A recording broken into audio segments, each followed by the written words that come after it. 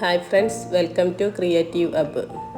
അപ്പോൾ ഇന്ന് ഞാനിതവിടെ ഡിന്നറിനുള്ള പരിപാടിയാണ് വീഡിയോ എടുത്തിട്ടുള്ളത്. അപ്പോൾ അതൊന്ന് കണ്ടാലോ. അപ്പോൾ ഇന്നിത് നല്ല ഫ്രഷ് ആയിട്ടുള്ള മീൻ തന്നെ കിട്ടിയിട്ടുണ്ട്. ഇതിനിവിടെ തെരണ്ടി എന്നാണ് പറയൽ. നിങ്ങളൊക്കെ എന്താ പറയുക എന്നുള്ളത് പലരും പലതാവും പറയൽ. ഞങ്ങളിവിടെ തെരണ്ടി എന്നാണ് പറയൽ. നിങ്ങൾ വേറെ എന്തെങ്കിലും പറയുകയാണെന്നുണ്ടെങ്കിൽ അത് കമൻറ്റ് ചെയ്യാൻ വേണ്ടിയിട്ടാണ്. അപ്പോൾ നല്ല ഫ്രഷ് ആയിട്ടുള്ള മീൻ തന്നെയാണ്. അത് കട്ട് ചെയ്തിട്ടാണ് കൊടുത്തിട്ടുള്ളത്. അപ്പോൾ അതിൽ നിന്ന് കുറച്ച് നമുക്ക് ഫ്രൈ ചെയ്യാനും വേണ്ടി ഞാൻ ഇങ്ങോട്ട് മാറ്റി വെക്കുന്നുണ്ട്.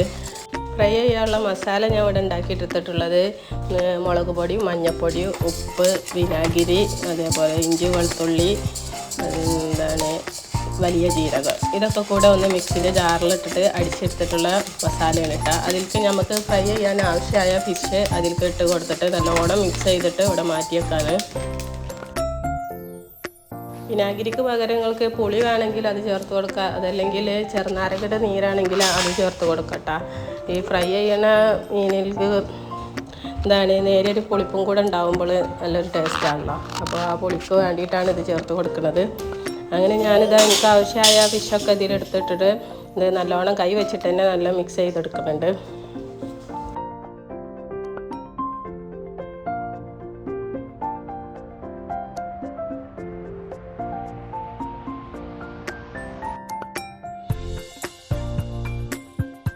അങ്ങനെ ഞാനിതത് നല്ലോണം മിക്സ് ചെയ്തെടുത്തിട്ടുണ്ട്. എന്നിട്ട് ഞാൻ ഉപ്പൊന്ന് നോക്കിയപ്പോൾ കുറച്ച് ഉപ്പിൻ്റെ കുറവുണ്ട് കേട്ടോ. അപ്പോൾ ഞാനിതിലേക്ക് കുറച്ചും കൂടെ ഉപ്പും കൂടെ ചേർത്തിട്ട് വീണ്ടും നല്ലോണം മിക്സ് ചെയ്തെടുക്കുന്നുണ്ട് കേട്ടോ.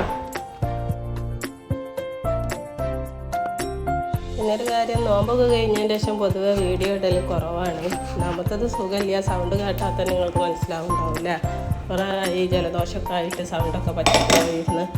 അതുകൊണ്ടാണ് അങ്ങനെ ഇപ്പോൾ ഇതാ മീൻ മസാല നല്ല തേച്ച് പിടിപ്പിച്ച് വെച്ചിട്ടുണ്ട്. ഇനി ഇത് കുറച്ച് നേരം ഇവിടെ അടച്ച് വെക്കുന്നുണ്ട് കേട്ടോ. അടുത്തതായി ബാക്കി ഫിഷായിട്ട് നമുക്ക് ഒരു അടിപൊളി കറി ഉണ്ടാക്കാമെന്ന് വിചാരിച്ച്. അപ്പോൾ ഈ കറിൻ്റെ ഒരു പ്രത്യേകത എന്ന് വെച്ചാൽ ഇതിലൊരു സ്പെഷ്യൽ മസാല ഞാൻ ചേർക്കുന്നുണ്ട്. ആ സ്പെഷ്യൽ മസാലേൻ്റെ വീഡിയോ ഞാൻ മുമ്പ് അപ്ലോഡ് ചെയ്തിട്ടുണ്ടായിരുന്നു. അപ്പോൾ അത് കാണാത്തവർക്ക് ഞാനവിടെ ലിങ്ക് താഴെ ടാഗ് ചെയ്ത് കൊടുക്കുന്നുണ്ട്. അപ്പോൾ അത് പോയി ചെക്ക് ചെയ്ത് നോക്കിക്കോളി. ആ മസാല ചേർത്ത് കറി വെച്ചിട്ടുണ്ടെങ്കിൽ നോൺ വെജ് ആയിട്ടുള്ള എല്ലാ ഐറ്റംസിലും യൂസ് ചെയ്യാൻ പറ്റിയ ഒരു മസാല കൂടെയാണ്. അതായിട്ട് ഉണ്ടാക്കിയിട്ടുണ്ടെങ്കിൽ നല്ലൊരു സ്മെല്ലും നല്ലൊരു ടേസ്റ്റുമാണ് കേട്ടോ അതായിട്ട് ഉണ്ടാക്കുന്ന വിഭവങ്ങൾക്ക്. അങ്ങനെ കറിക്ക് വേണ്ടിയിട്ട് ചെറിയ ഉള്ളി കുറച്ച് തോനെ തന്നെ എടുത്തിട്ടുണ്ട്. ചെറിയ ഉള്ളിയാണല്ലോ നമ്മൾ കറിയിലൊക്കെ യൂസ് ചെയ്യുമ്പോൾ നല്ല ടേസ്റ്റ് അല്ലേ, എനിക്ക് അങ്ങനെയാണ് തോന്നിയിട്ടുള്ളത് കേട്ടോ. വലിയ ഉള്ളി ഇടണോണ്ട് കുഴപ്പമില്ല. വലിയ ഉള്ളി ഇടുകയാണെങ്കിൽ അത് നല്ല വഴറ്റിയതിന് ശേഷം മാത്രമേ ബാക്കിയുള്ളത് ചേർക്കാൻ പാടുള്ളൂ എന്നാണ് എനിക്ക് തോന്നിയിട്ടുള്ളത്. മറ്റേത് അത് ഇങ്ങനെ കറിയിൽ കാണുമ്പോൾ തന്നെ ഒരു എന്തോ പോലെയാണ് അല്ലേ. അങ്ങനെ ഞാനിതപ്പോൾ ഇവിടെ ചെറിയ ഉള്ളി കുറച്ചധികം തന്നെ എടുത്തിട്ടുണ്ട്. അത് അതേപോലെ ചെറുതായി അരിഞ്ഞെടുക്കുന്നുണ്ട്.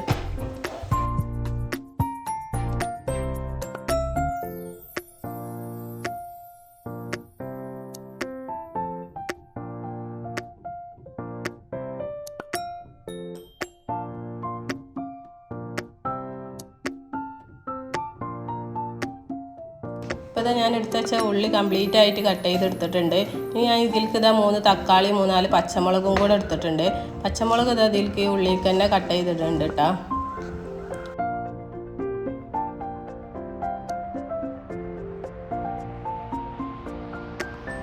തക്കാളിയും കട്ട് ചെയ്തെടുക്കുന്നുണ്ട് കേട്ടോ. കുറച്ച് വലിയ സൈസായിട്ട് തന്നെയാണ് കട്ട് ചെയ്തെടുക്കുന്നത്. ഓരോരുത്തരുടെ ഇഷ്ടത്തിനനുസരിച്ചിട്ട് ചെറുതാക്കിയിട്ട് കട്ട് ചെയ്യണമെങ്കിൽ അങ്ങനെയും കട്ട് ചെയ്യാം കേട്ടോ. ഞാൻ പൊതുവെ ഈ കറിയിലൊക്കെ ഇങ്ങനെ തക്കാളി യൂസ് ചെയ്യൽ കുറച്ച് വലുതാക്കിയിട്ട് തന്നെ ഇടൽ. കാരണം എന്താണെന്ന് വെച്ചാൽ അതിൻ്റെ തൊലി കടിക്കുന്നത് വലിയ ഇഷ്ടമല്ല. അപ്പോൾ തൊലി എടുത്ത് ഒഴിവാക്കാൻ എളുപ്പമുള്ളൂ ഇങ്ങനെ ആകുമ്പോൾ. അങ്ങനെ കട്ടിങ്ങൊക്കെ കംപ്ലീറ്റ് ആയതിൻ്റെ ശേഷം നമുക്ക് ഇനി കറി വെച്ച് തുടങ്ങാം കേട്ടോ. അപ്പോൾ ഞാനിതവിടെ മൺചട്ടിയിലാണ് കേട്ടോ വെക്കണത്. മൺചട്ടി വെക്കണ കറിക്ക് പ്രത്യേക ഒരു ടേസ്റ്റാണല്ലോ അല്ലേ. അങ്ങനെ ചട്ടിയൊക്കെ വെച്ച് ചട്ടി നല്ല ചൂടായതിന് ശേഷം ഞാൻ അതിലേക്ക് വെളിച്ചെണ്ണ ആണ് ചേർത്ത് കൊടുക്കുന്നത്. ഒരു 2 സ്പൂണ് വെളിച്ചെണ്ണ ചേർത്ത് കൊടുത്തിട്ടുണ്ട്.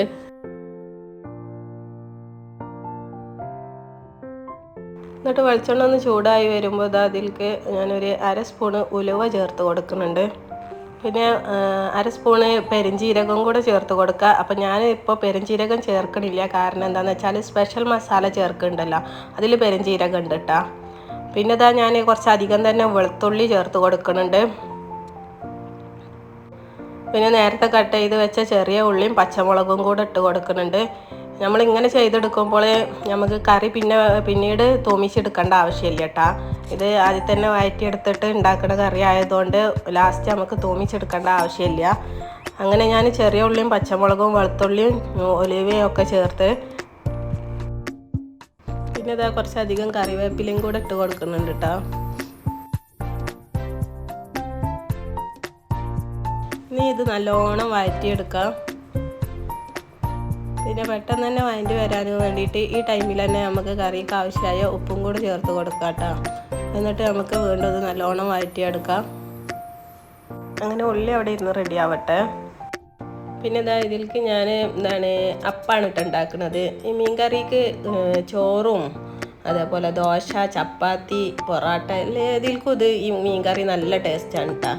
പക്ഷെ ഇവിടെ രാത്രിയിൽ പൊതുവെ ചോറ് കുറവാണ്. അതേപോലെ തന്നെ മീൻ കറി ആകുമ്പോൾ ദോശയാണ് കേട്ടോ ഇവിടെ ഒന്നും കൂടെ ഇഷ്ടം എല്ലാവർക്കും. അപ്പോൾ പിന്നെ ഞാൻ ദോശ തന്നെ ഉണ്ടാക്കാമെന്ന് വിചാരിച്ച്. അത് പിന്നെ ഉണ്ടാക്കാൻ എളുപ്പമാണല്ലോ അല്ലേ. പൊടി എടുത്തുകൊണ്ട് അതിലേക്ക് ആവശ്യമായ ഉപ്പ് ഇട്ടുകൊണ്ട് ആവശ്യമായ വെള്ളം കൂടെ ചേർത്തുകൊണ്ട് നല്ലോണം മിക്സ് ചെയ്തെടുത്താൽ മതിയല്ലോ. അങ്ങനെ ഞാൻ ദോശക്കുള്ള പരിപാടി അവിടെ നോക്കുകയാണ്. അപ്പുറത്ത് അവിടെ നമ്മളെ ഉള്ളി റെഡിയായി വരുന്നുണ്ട് കേട്ടോ. പിന്നെ ദോശക്കുള്ള വെള്ളത്തിൻ്റെ അളവ് ഞാൻ പറഞ്ഞു തരേണ്ട ആവശ്യമൊന്നും ഉണ്ടാവില്ലല്ലോ അല്ലേ. എല്ലാവർക്കും അറിയുന്നതാവുമല്ലോ അല്ലേ. ഇവിടെ ഇത് കാക്കുണ്ടെങ്കിൽ കൂടുതൽ ടൈമിലും ദോശ തന്നെ ആവും കേട്ടോ ഇവിടെ ഉണ്ടാവല്. മീൻ കറിക്ക് കൂടുതലായിട്ട് ഇഷ്ടം ദോശയാണ്. ഈ മീൻ കറിക്ക് ചപ്പാത്തിയും പൊറാട്ടയും ഒക്കെ കൂട്ടുകയാണെങ്കിൽ നല്ല ടേസ്റ്റാണ് കേട്ടോ. അപ്പോൾ ഞാനിവിടെ ദോശക്ക് റെഡിയാക്കിയിട്ടുണ്ട്. ഇതേ ഒരു പരുവത്തിലാണ് കേട്ടോ ആക്കി എടുത്തിട്ടുള്ളത്. അതേപോലെ തന്നെ ദോശ പലരും പല കനത്തിലാണല്ലോ ചുടൽ. ഞാനിവിടെ ഓവർ കനത്തിലും ചുടൂല എന്നാൽ പറ്റ നൈസാക്കി കിട്ടുമല്ല കേട്ടോ. ഒരു മീഡിയം സൈസിലാണ് ഞാൻ ദോശ ചുട്ടെടുക്കൽ. അങ്ങനെ നമ്മളെ ഉള്ളിയൊക്കെ ഇതവിടെ നല്ലോണം വഴറ്റി വരാറായിട്ടുണ്ട്. ഇപ്പോൾ ഇതിന് ഭയങ്കര ഒരു പ്രത്യേക തരം സ്മെല്ലാണ് കേട്ടോ. ഈ ഉള്ളിയും ചെറിയ ഉള്ളിയും വെളുത്തുള്ളിയും പച്ചമുളകും ഒക്കെ കൂടിയിട്ടുണ്ട് നല്ലൊരു സ്മെല്ല് തന്നെയാണ് കേട്ടോ. അപ്പോൾ ഇതൊന്നും കൂടെ ആയി വരട്ടെ. അപ്പോൾ ഞാനിതാ അപ്പുറത്തെ അടുപ്പിൽ ദോശ ചുട്ടെടുക്കാനുള്ള ദോശക്കല്ല് വെച്ച് കൊടുത്തിട്ടുണ്ട് കേട്ടോ. അങ്ങനെ ഞാനിതാ ദോശക്കുള്ള ഓയിൽ എടുക്കൽ ഈ ഒരു ബോട്ടിലാണ് കേട്ടോ. ഇത് ഗ്ലാസ് ബോട്ടിലാണ്, നല്ല യൂസ്ഫുള്ളായ ബോട്ടിലാണ്. ഇതിൻ്റെ ലിങ്ക് വേണ്ടവർക്ക് ഞാൻ താഴെ ടാഗ് ചെയ്ത് കൊടുക്കുന്നുണ്ട് കേട്ടോ. ഇത് ഞാൻ യൂസ് ചെയ്യൽ തുടങ്ങിയിട്ട് ഏകദേശം 2 വർഷത്തിൻ്റെ മുകളിലായിട്ടുണ്ട് കേട്ടോ. 2-3 വർഷമൊക്കെ ആയിട്ടുണ്ട്. ഇപ്പോഴും ഇതിന് യാതൊരു കംപ്ലൈൻറ്റും ഇല്ല. നല്ല യൂസാണ്. ഇതിൻ്റെ ബ്രഷിനൊന്നും യാതൊരു കംപ്ലൈൻറ്റും ഇല്ല കേട്ടോ. അപ്പോൾ ഇതിന് ലിങ്ക് വേണ്ടവർ പോയി ചെക്ക് ചെയ്ത് നോക്കിക്കോളി. ഇപ്പോൾ ഇതാ ദോശക്കല്ലൊക്കെ നല്ലോണം ചൂടായി വന്നിട്ടുണ്ട് കേട്ടോ. അപ്പം ഞാനിതിൽ ദോശ ചൂടാനായിട്ട് ഉപയോഗിക്കുന്ന ഓയിൽ സാധാ നോർമൽ ഓയിലാണ് കേട്ടോ. ചിലവർ നല്ലെണ്ണ യൂസ് ചെയ്യും. അതേപോലെ തന്നെ വെളിച്ചെണ്ണയും നല്ലെണ്ണയും കൂടെ മിക്സ് ആക്കിയിട്ടും യൂസ് ചെയ്യും. ഞാനിവിടെ ഓയിലാണ് ചുട്ടെടുക്കുന്നത്. ഇത് നല്ല പെർഫെക്റ്റ് ആയിട്ട് തന്നെ എനിക്ക് ഇതിൽ നിന്ന് കിട്ടലുണ്ട് കേട്ടോ. ചട്ടിക്കൊന്നും യാതൊരു കംപ്ലൈൻറ്റ് ഇതുവരെ വന്നിട്ടില്ല കേട്ടോ. ഞാൻ ഈ ദോശ ചുട്ട് കഴിഞ്ഞാൽ ലാസ്റ്റ് ഈ ദോശക്കല്ലിൽ എണ്ണ തേച്ചിട്ടാണ് ഞാൻ മാറ്റി വെക്കൽ. ചിലർ നല്ല കഴുകിയിട്ടൊക്കെ എടുത്ത് വെച്ചിട്ട് പിന്നെയും യൂസ് ചെയ്യലൊക്കെ ഉണ്ട്. ഇത് ഇങ്ങനെ വെച്ചിട്ട് എനിക്ക് യാതൊരു കംപ്ലൈൻറ്റ് ഇതുവരെ വന്നിട്ടില്ല. നല്ല പെർഫെക്റ്റായ ദോശ തന്നെയാണ് കിട്ടൽ. അങ്ങനെ നമ്മളെ ഉള്ളിയൊക്കെ നല്ലോണം വഴറ്റി വന്നപ്പോൾ ഞാൻ ഇതിലേക്ക് തക്കാളി ചേർത്ത് കൊടുക്കുന്നുണ്ട് കേട്ടോ. ഇനി തക്കാളിയൊക്കെ നല്ലോണം വെന്ത് അടയാനും വേണ്ടിയിട്ട് ഞാനിതാ കുറച്ച് വെള്ളം കൂടെ ചേർത്തിട്ട് അടച്ച് വെച്ചിട്ട് തന്നെ ഒന്ന് കുക്ക് ചെയ്തെടുക്കുന്നുണ്ട്. മറ്റേ അടുപ്പത്ത് ഇങ്ങനെ ദോശ ഓരോന്നോരോന്നായി ചുറ്റെടുക്കുന്നുണ്ട് കേട്ടോ. അതേപോലെ തന്നെ ദോശക്കുള്ള മാവ് ഒഴിച്ച് കൊടുക്കുമ്പോൾ ആദ്യം ഞാൻ നല്ലോണം ഒന്ന് ഇളക്കി കൊടുത്തിട്ടാണ് കേട്ടോ മാവ് ദോശക്കല്ലിൽ ഒഴിച്ച് കൊടുക്കൽ.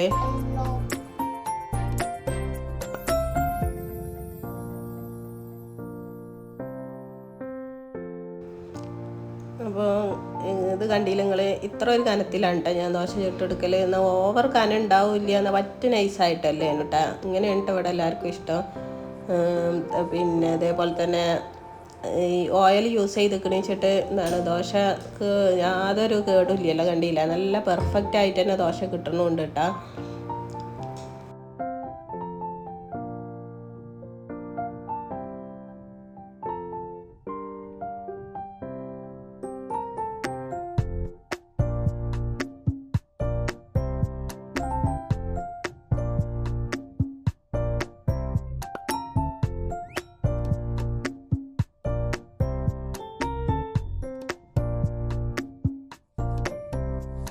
ഞാനിതാ കുറച്ച് നേരം കഴിഞ്ഞ് തുറന്ന് നോക്കിയപ്പോൾ നമ്മളെ തക്കാളിയൊക്കെ നല്ലോണം വെന്തിക്കുന്നു കേട്ടോ. അതിന് തോലൊക്കെ ഇങ്ങനെ സെപ്പറേറ്റ് ആയി പോന്നിട്ടുണ്ട് കേട്ടോ.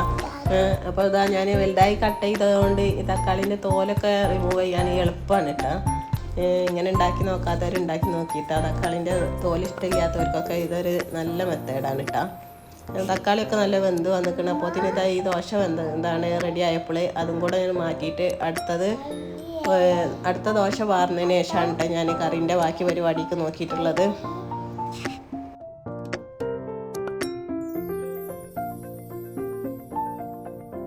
ഇനി ഇതാ ഞാൻ ഈ കറിയിലേക്ക് ആവശ്യമായ മസാല പൗഡറുകളാണ് ചേർത്ത് കൊടുക്കുന്നത്.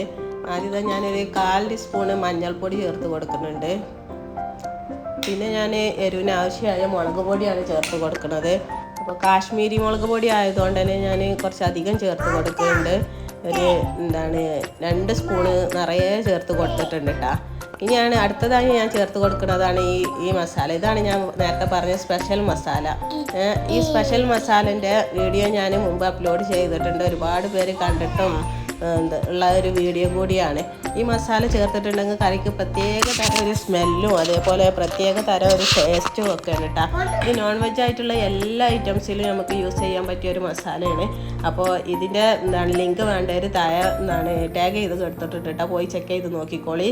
എന്നിട്ട് എല്ലാവരും ഈ മസാല ഒക്കെ ഒന്ന് ഉണ്ടാക്കി നോക്കിയിട്ട് കറിയിൽ അതേപോലെ ഫ്രൈ ചെയ്യണതിലൊക്കെ ചേർക്കുക. അങ്ങനെ ചേർത്ത് നോക്കിയിട്ടാൽ നല്ല ടേസ്റ്റാണ്. ഇതിൻ്റെ ഇടയിൽ കൂടെ ഞാനിതവിടെ കുറച്ച് പുളി വെള്ളത്തിലിട്ട് വെച്ചിരുന്ന് അത് പിഴിഞ്ഞ് ഒഴിച്ച് കൊടുത്തിട്ടുണ്ട് കേട്ടോ. ആ പുളിവെള്ളം ഒഴിച്ച പാടന്നെ ഞാൻ കറിക്ക് ആവശ്യമായ വെള്ളം കൂടെ ഒഴിച്ച് കൊടുക്കുന്നുണ്ട്.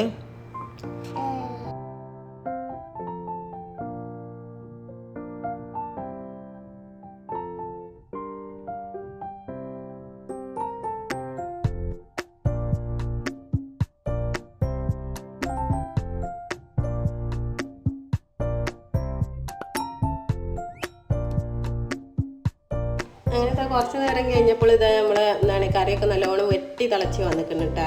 ഇതേപോലെ നല്ല തിളച്ചതിന് ശേഷം മാത്രം നമ്മൾ ഇതിൽ മീൻ ചേർത്ത് കൊടുക്കേണ്ടത് കേട്ടോ. അങ്ങനെ ഞാനിത് അതിലേക്ക് കറിക്ക് ആവശ്യമായ മീനുകളൊക്കെ ഇതിൽ ചേർത്ത് കൊടുക്കുന്നുണ്ട്. ഈ ടൈമിൽ നല്ലൊരു സ്മെല്ലും കൂടി വരുന്നുണ്ട് കേട്ടോ. അതായത് നമ്മളെ ആ സ്പെഷ്യൽ മസാല ജീരകപ്പൊടി മസാല ചേർത്തില്ല, അതുകൊണ്ടാണ് കേട്ടോ. ആ ജീരകത്തെ പൊടിൻ്റെയും അതിൽ നല്ല വേപ്പിൻ്റെലിൻ്റെയും ഒക്കെ കൂടെ നല്ലൊരു സ്മെല്ല് വരുന്നുണ്ട് കേട്ടോ. അങ്ങനെ ഞാൻ മീൻ കംപ്ലീറ്റ് ആയി ചേർത്ത് കൊടുത്തിട്ട് ജസ്റ്റ് ഒന്ന് ഇളക്കി കൊടുത്തിക്കാണ്ട് അടച്ച് വെച്ചിട്ട് തന്നെ ഒന്ന് വേവിച്ചെടുക്കുന്നുണ്ട്. അപ്പോൾ ഇനി അത് കുറച്ച് നേരം ഇരുന്ന് അവിടെ ഒന്ന് വേവട്ടെ. അപ്പോൾ ആ നേരം കൊണ്ട് ഞാൻ മറ്റേ അടുപ്പിൽ നമ്മൾ നേരത്തെ മസാല തേച്ച് വെച്ച ഫിഷ് ഉണ്ടല്ലോ അതൊന്ന് ഫ്രൈ ചെയ്തെടുക്കാമെന്ന് വിചാരിച്ച് അതിന് വേണ്ടിയിട്ട് ഞാനിത് പാൻ അടുപ്പത്ത് വെച്ച് കൊടുത്തിട്ടുണ്ട്. അങ്ങനെ പാനൊക്കെ നല്ലോണം ചൂടായതിനു ശേഷം ഞാൻ അതിലേക്ക് വെളിച്ചെണ്ണയാണ് കേട്ടോ ചേർത്ത് കൊടുക്കുന്നത്. കൂടുതലൊന്നും വെളിച്ചെണ്ണ ചേർത്ത് കൊടുക്കണില്ല കേട്ടോ. ഒരു 2-3 സ്പൂണ് വെളിച്ചെണ്ണ ചേർത്ത് കൊടുത്തിട്ടുണ്ട്. എന്നിട്ടിതാ വെളിച്ചെണ്ണയിൽ ഞാനിതാ കറിവേപ്പില കുറച്ച് അധികം തന്നെ ചേർത്ത് കൊടുക്കുന്നുണ്ട് കേട്ടോ. ഈ കറിവേപ്പിലയും കൂടെ ഫിഷ് ഫ്രൈ ചെയ്യണതിൻ്റെ ഇട്ട് കൊടുത്തിട്ടുണ്ടെങ്കിൽ നല്ലൊരു സ്മെല്ലൊക്കെ കൂട്ടുന്നതാണ് കേട്ടോ. അതേപോലെ തന്നെ നല്ല ടേസ്റ്റുമാണ്. അപ്പോൾ കുറച്ച് അധികം തന്നെ കറിവേപ്പില ഇട്ട് കൊടുത്തിക്കണേ. അങ്ങനെ ഇതാ വെളിച്ചെണ്ണൊക്കെ നല്ലോണം ചൂടായി വന്നതിന് ശേഷം അതിൻ്റെ മുകളിൽ നമുക്ക് ആവശ്യമായ മീൻ ഇങ്ങനെ നിരത്തി വെച്ച് കൊടുക്കുന്നുണ്ട് കേട്ടോ. കറിവേപ്പിൻ്റെ മുകളിലായിട്ട് ഇങ്ങനെ നിരത്തി വെച്ച് കൊടുക്കുന്നുണ്ട്.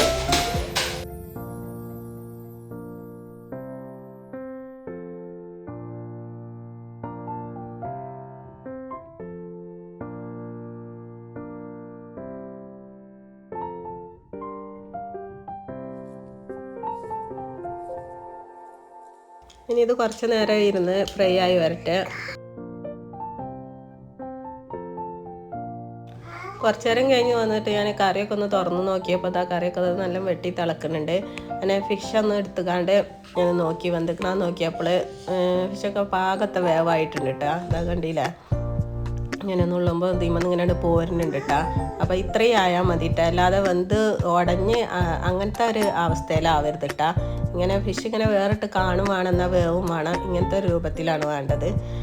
അപ്പോൾ ഇത്രയും ആയാൽ മതി. ഈ ടൈമിൽ നമ്മൾക്ക് കറിയിൽ ഉപ്പ് കുറവുണ്ടെങ്കിൽ അത് നോക്കിയിട്ട് ഉപ്പും കൂടെ ഇട്ട് കൊടുക്കട്ടെ. അപ്പോൾ ഇതിൽ ഉപ്പ് പാകമാണ്. അങ്ങനെ ഞാനത് ഫ്ലെയിമൊക്കെ ഓഫാക്കിയിട്ട് ഇതിവിടെ അടച്ച് വെച്ച് കൊടുക്കുന്നുണ്ട്.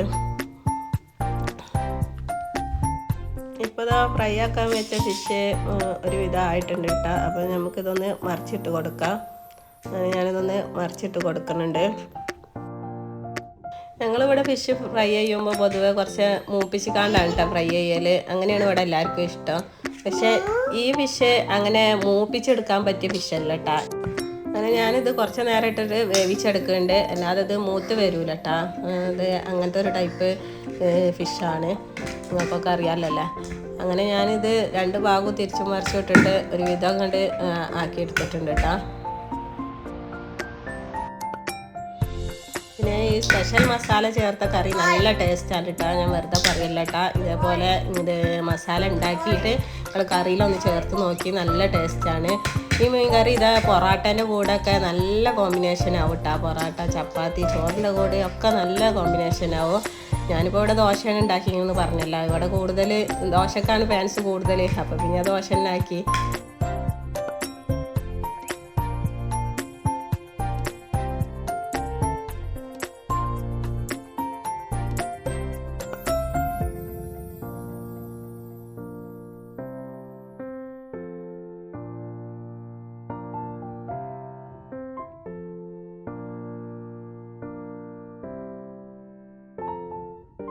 അങ്ങനെ ഇതാ മീനും സെറ്റായി വന്നിട്ടുണ്ട് കേട്ടോ. അപ്പോൾ ഇത്രയും ആയാൽ മതി. അപ്പോൾ ഇനി ഫ്ലെയിം ഓഫ് ചെയ്യുന്നുണ്ട്.